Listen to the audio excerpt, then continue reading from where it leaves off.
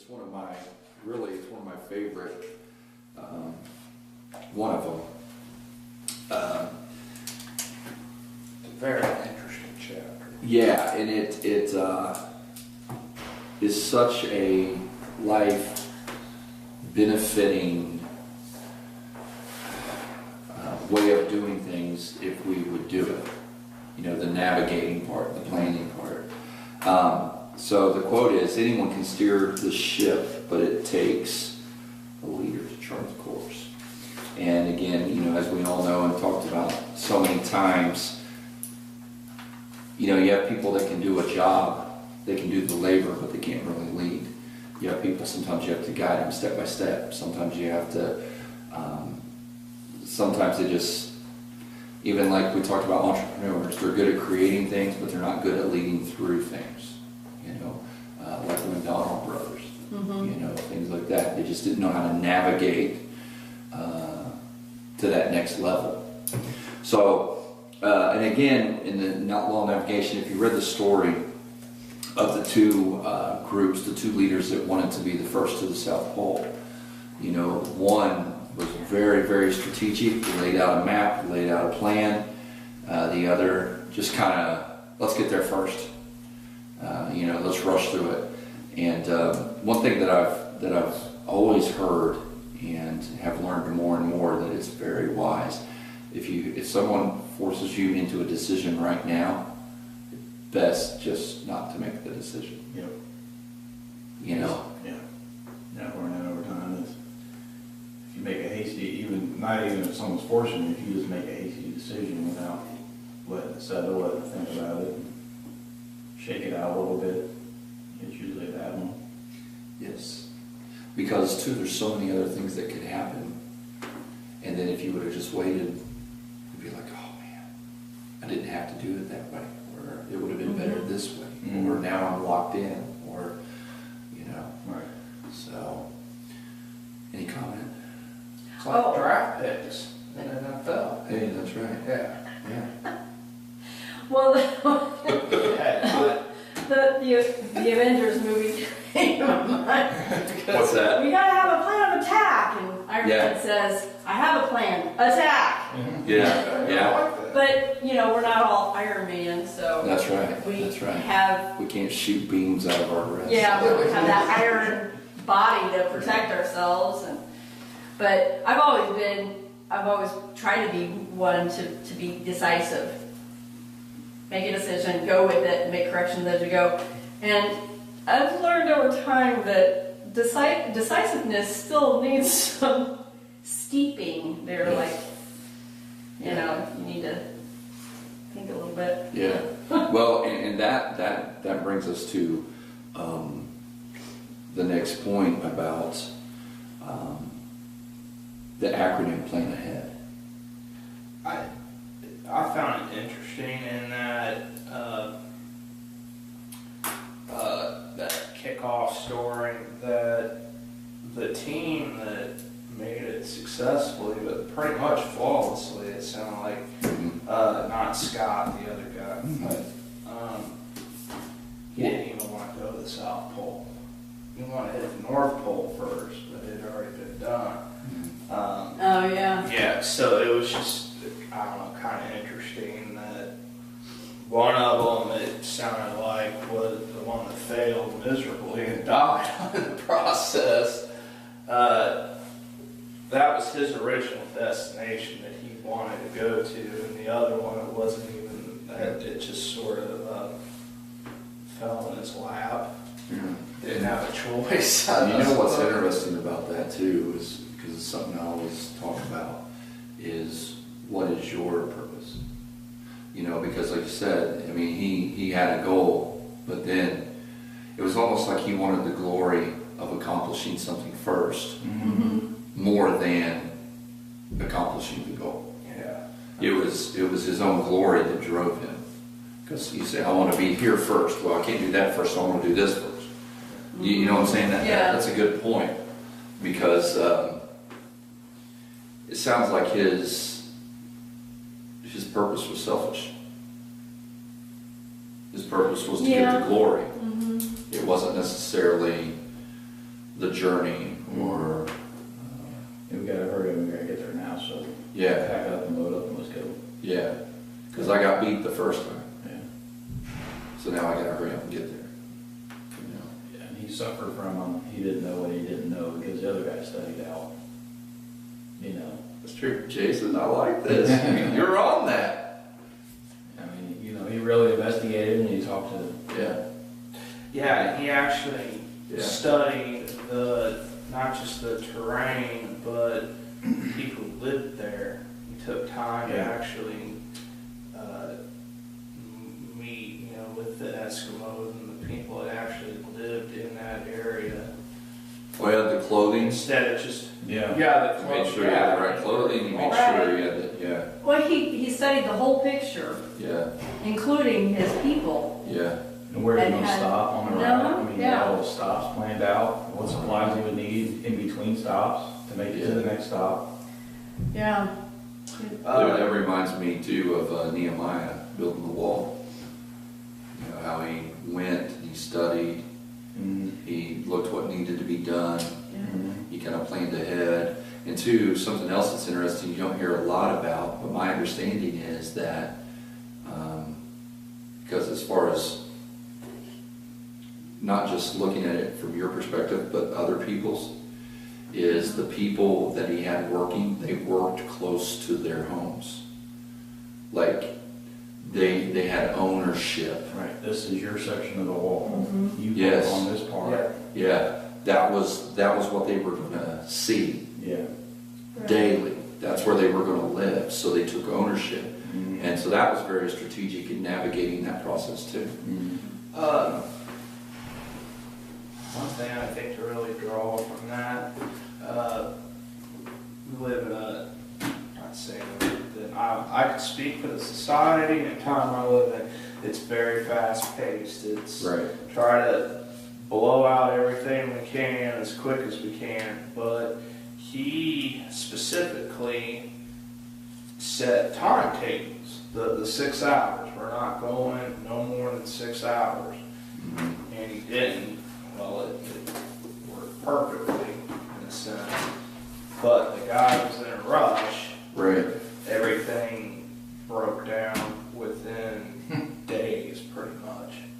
Trying to rush and rush. That's, I feel like we don't give enough credit to time frame and stuff. Sure. I'll go back to football, okay? Okay. There's nothing Come wrong. on, Robert. I know, but What is football wrong a with great you today? thing, okay? Football's a great thing. There's nothing wrong with running the football 45 times and having the ball for 45 minutes of the game. Yeah, yeah. You don't have to rush down and score every time with football. But it's no fun. Just take your sweet time. That's no fun. Yeah, that's why. I know it's That's what fun. Rambo does. I know it's Rambo. fun and it's exciting Yeah. when people see fireworks going off, but Robert. your purpose is to win the game, Dallas, right? Dallas, I Dallas stayed home during the playoffs. Okay, Oh, come on. gosh, I don't want to do that right now. But Something that's interesting that it just hit me. We're sitting here talking about this, and I thought about the step-by-step process. I thought, oh, I've read about that in this. This is a new journal that I got. It's kind of interesting. If you're interested, I'll show it to you later. Sure. But it's a 13-week goal-setting, calendar-keeping, daily reflection journal. Let's talk about that last Kinda week. cool. I need to implement that in my life. Yeah, I'm starting. I'm glad to see that Yes. you're doing what you talk. But they called it. They used this exact same example in the front of this journal, and they call it the 20-mile march. And Jim Collins, who wrote Good to Great, he wrote about this. He wrote a book called Great by Choice, but he talks about this. And here's a couple interesting points. While both teams would be traveling the same distance as each other through extremely harsh weather conditions, each team took an entirely different approach to the journey, as we know. Scott's team would walk as far as possible on good weather days and then rest on bad weather days to conserve energy. Conversely, Amundsen's team adhered to a strict regimen of consistent progress by walking 20 miles every day, no matter what the weather, while on good days, his team was very capable of walking further. He was adamant that they walk no more than 20 miles each day to conserve their energy. Huh. Now his team's the one that succeeded. Because, again, this law of navigation, law of process, celebrating victories, you know, every day, okay, let's do this much. It's like the turtle in the hare race. You know what I mean? Every day I'm going to do this much. I'm not going to do as much as I can and then stop and then rest and not do anything on the bad days, or because what happens then is we get into that habit of, well, I don't feel like it today. So we progress in our life on days when we feel good, but then when we don't feel good, we don't do anything. But being consistent every day, whether I feel like it or not, I'm going to do this much. So that's actually a very disciplined approach for both aspects. If you don't feel like it, you push to do it anyway. If you're feeling really good and you want to do more, you have to discipline yourself so that you hold back and conserve that energy. Sure. Because, Take a break, more or less. Right. Because you're thinking about the future. You're thinking about the future. You know, there's days, I think, you know, because I like to exercise. You know, there's days you feel really good, and like you want to okay, I wonder how much more I can push. Wonder how much more I can bench. Wonder how much more, and that's okay to a point.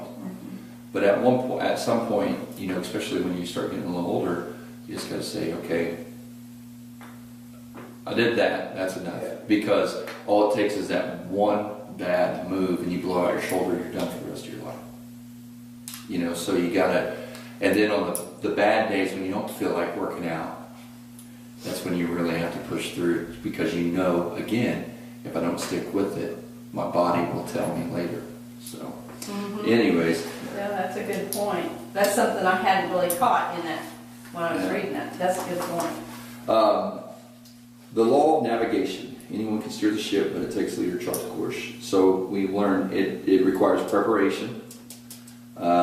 So a leader is someone that you know, sees more than others see, who sees farther than others see, and who sees before others do.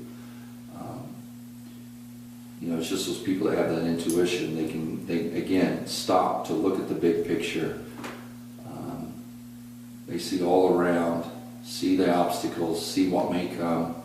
It requires vision of the future, and it requires reflection of the past. You know, where are we going? What happened before in this situation? You know, kind of managing that whole thing.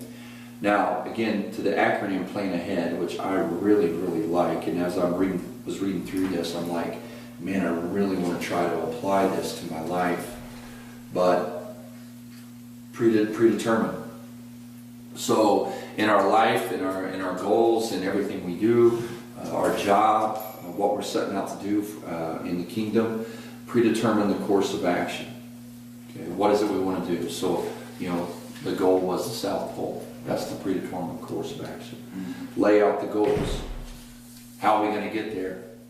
Obviously, we can't just jump from here to here in one day. So, what steps do I need to take? You know, if my goal is making $10,000 more a year, well, that's going to take me a process, because I'm not at that level yet. So I either need to sell more stuff, get a different job, you know, whatever. But there has to be a course of action that leads to that ultimate goal.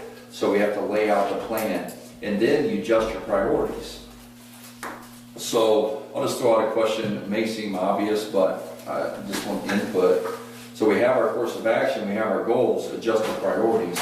Why should adjusting your priorities have anything to do with it? Because, you know, our priorities are set, right? We are, you know, this is who I am, and these are my priorities, and Why would we have to adjust our priorities maybe as we chart this course toward a goal? Because they're not reality. Think it could be. That could be one. I was having what I call a priority, but maybe just adjust your lifestyle, because, maybe 2 hours of TV time in the evening That's helping it. you accomplish your goal. Well, and then, right, and that is adjusting your priorities, Yep. because at one point in time, it seemed to have been a priority, but then when you look at the whole picture, and you're realizing, because I'm not where I want to be, where I really need to be, what is it that's holding me from that? And so you look at the whole picture and you're saying, okay, 2 hours of television of an evening is what's getting in my way, so it has to be put in its place. So yeah, I think that would be Yeah, adjusting your priorities. exactly. Yeah. Exactly. Resources are important. Resources in adjusting priorities. Yeah, Okay. because, for a lot of reasons, you could probably do a long time on that. Oh, we know you could. Oh, yeah. Good. Name one. Name one. Well. No, let me ask you this. Okay. So, a few months ago, you're Robert Bodell, good old boys, making your way any way you know how, right? You have a desire to do something, but you're just kind of like, okay, what do I do? How do I pull this together, right? Well, then all of a sudden, some doors start opening up. How have you had to adjust your priorities? It's over. Right. Yeah. So what are some things in the past 6 months, just name one or two, in the past 6 months where you've seen where your priorities have had to change, your focus, something. I'll take something simple like child care. Okay, yeah. Okay. I can't take my kid into pretty much any of those arenas. Right. Okay.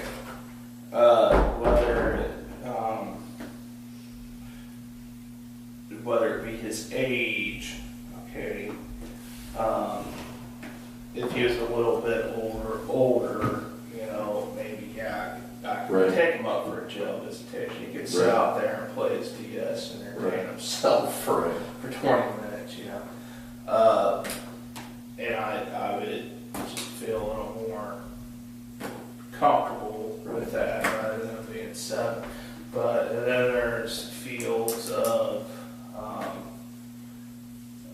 even man for man, I can't take them out there because there could be however many guys from work release that have sex offenses. Yeah. So you can't, Right. they can't be so many miles of whatever feet within a Sure, minor, sure. whether it's a boy or a girl. So I've got to have somewhere to take my kid or leave my kid when I go do whatever. Money's another thing. I continually hear about money. And that's talking to anybody in the legal system. When it comes to putting together programs or Now whatever we're you're talking trying about to- adjusting your priorities. Yeah. Okay. Yeah. Gosh, come on, Robert. You're Yeah. getting off here. Well, how much money you have determines what you can or can't do. Yeah, you're exactly right. No matter how big or how small you're thinking,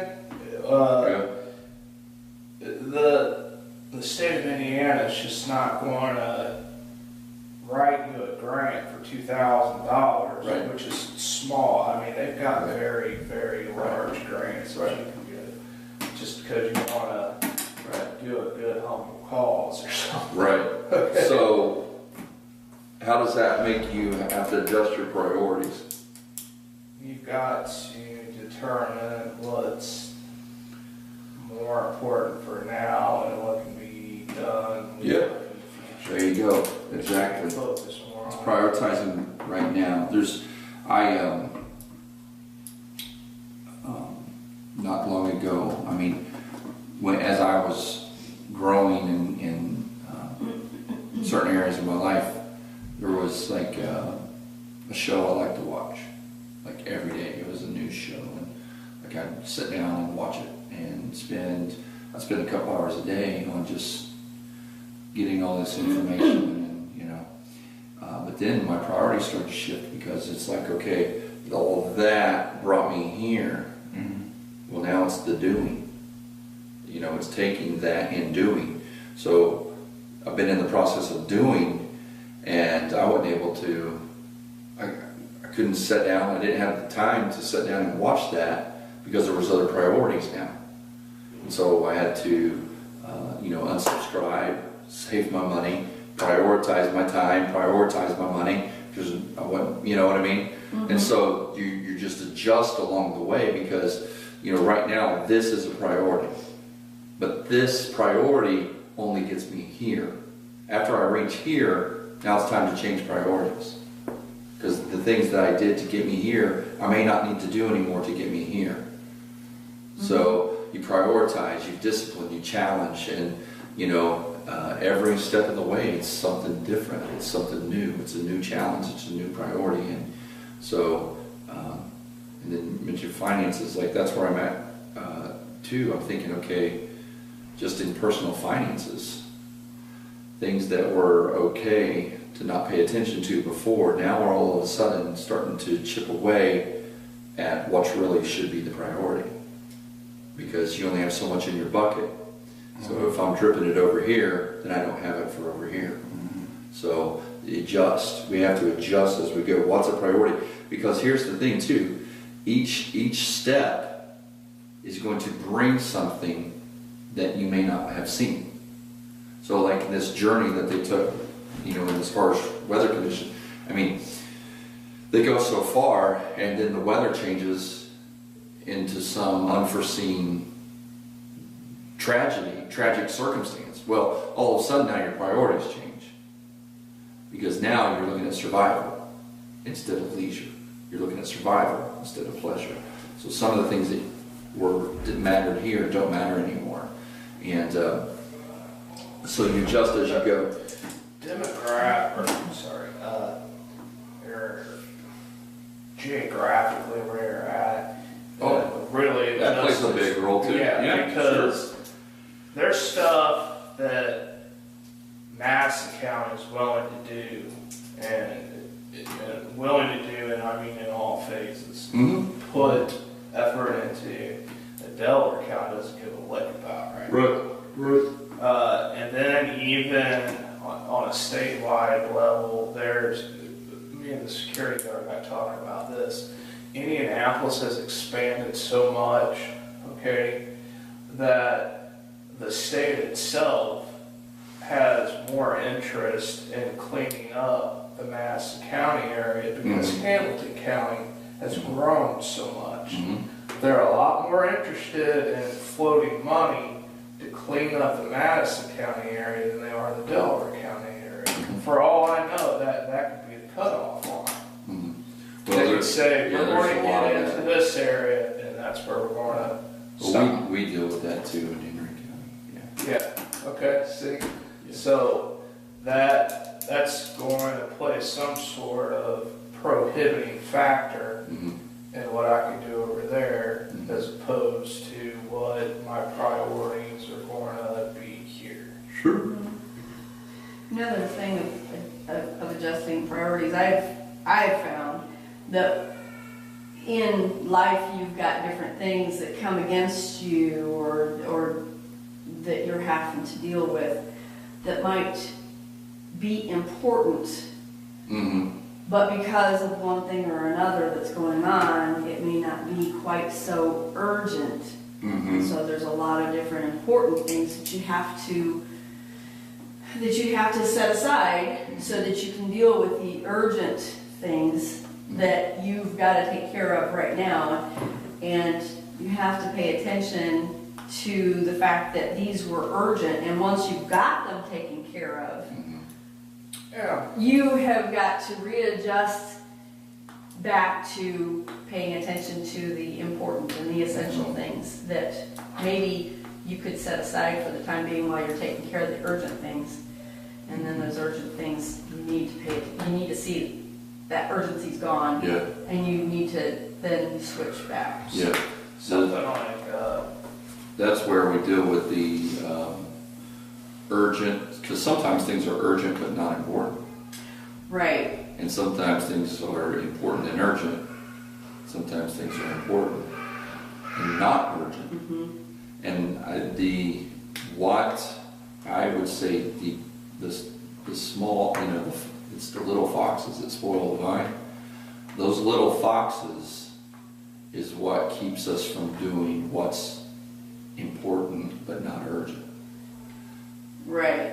Because the little time stealers that take our devotion time, our prayer time, our reading time, our study time, our rest time. Right. And sometimes, Because those are the things that are most important, but yet those are the things that are easiest to take away. Because we get so distracted because they're not urgent. And we let the urgent, not important things sometimes take us away from what's important, not urgent. triage sometimes, and sometimes you just can't play triage. Yeah. Shouldn't be. Anyway. Yeah.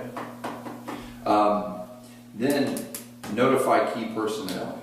So, when you're doing something that involves other people, nothing is more frustrating than being behind someone, going one direction, and you've done all this work, or you've mentally prepared, and then all of a sudden, without warning, they change. And you're like, That doesn't happen in politics at all, does it? no. It's like, what in the world? And so this is one of the biggest frustrations, and I try so hard not to do this to others, because I know it has been done to me. And it is so frustrating. And it's like, all you would have to do is notify the key personnel back here, and then let's work together and move forward. But instead, you got one person just moves forward, they're going this way, and you thought you were going this way, and all of a sudden they're like, hey, I'm over here, and you just wasted all that energy, time, and it leads to nowhere but frustration. And that's how you lose people. That's how you lose good people. Because they are not there to serve you. They're there to serve the cause that you're leading. You understand? And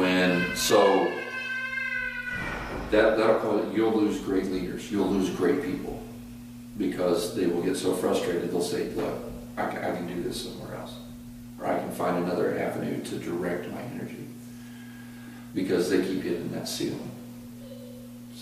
So notify key personnel. Allow time for acceptance. Here's another big one. If, some things, let's face it, there are some things in life you have to kind of keep moving. It's like, come on guys, it's kind of a woman having a baby. There's no, when it starts happening, there's no allowing time for acceptance. It's, we're doing this. Push. But on most things, there is a time to just allow for acceptance. Get the information out there. Let people talk about it. Let's stew over it. Let's let it settle. Let's allow time for acceptance, where people can start owning it, where people can start making sense of it. Okay? That's one of the things that, when I started having children, I was doing a lot of reading on parenting and stuff. And one of the main things that children's psychologists would say, when you want to get good results with your kids, when it's time for them to behave a certain way, or go in a certain direction, like it's time to leave. Yeah. You know, it's not like, okay, out we go. Yeah. It's like, okay, guys, in about 5 minutes we need to be heading out. Yeah. Or, you know, it's time to be heading home. So about 5 minutes, you gotta start picking up your Right. toys, Right. all of you, and we gotta leave. So it gives them time Yes. to change, Right. alter Yep. their thinking. Yep.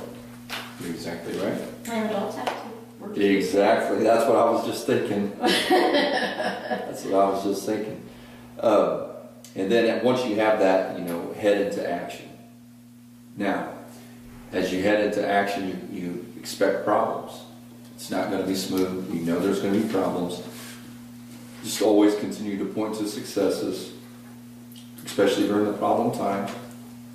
You say, hey, look, guys, I know we're facing some difficulty here, but look where we started, look where we are.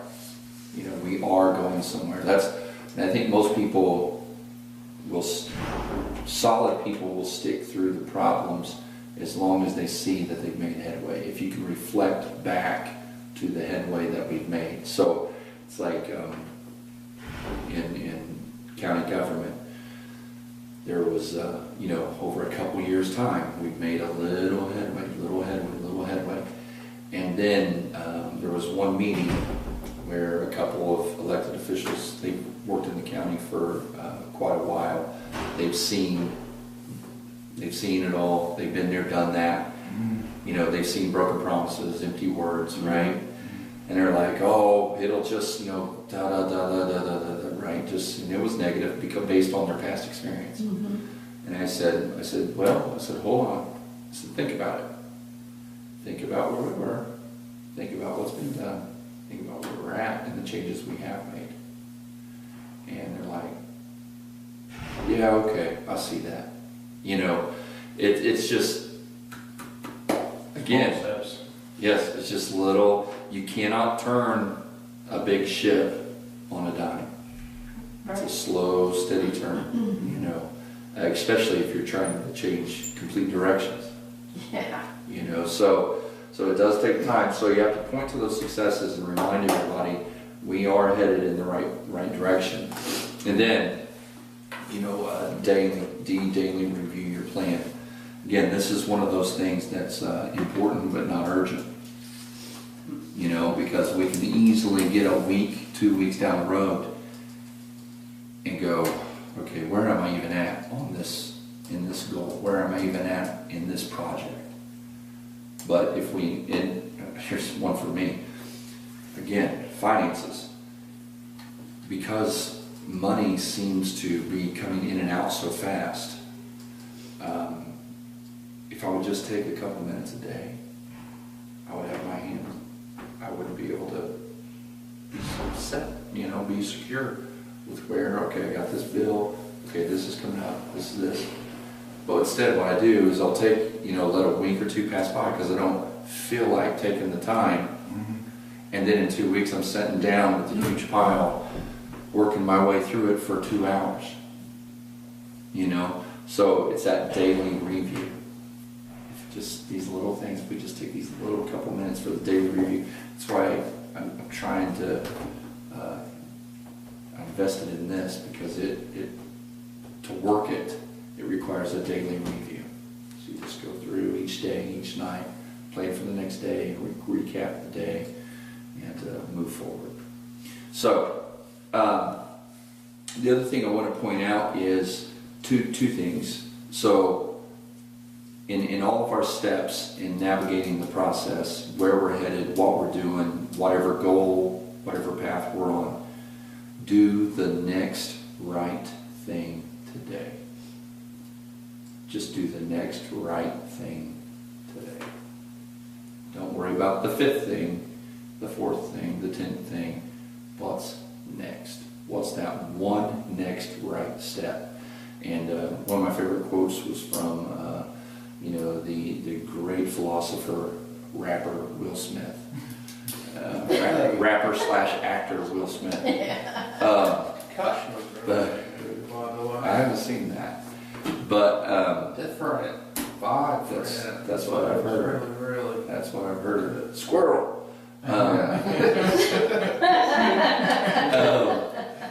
He said, you know, I don't have to build a perfect wall today. I just have to lay one perfect brick. So day by day, laying that one brick sets a firm foundation. So do the next right thing today. And then another thing is know your craft. What is it that you do? Know it well. Be good at what you do. When you know who you are, when you know what you're called to do, when you know the path you're on, own it. Just own it and be that and be good at what you do. Because if you will focus, you know, again, I've said it several times, but they say that if you would take an hour a day on a particular subject in 5 years, you could be an expert in that subject. Just an hour of study a day in a particular subject, applying yourself to that one thing. So, know your craft, know who you are, do it well, do it well. Don't get sidetracked by the good things. Mm-hmm. Because there's a lot of good things. Mm-hmm. But you got to know who you are. Because sometimes guilt will cause you to say yes to something you should have said no to. Sometimes guilt will cause you to be involved and give your time, to give your energy to something that's good.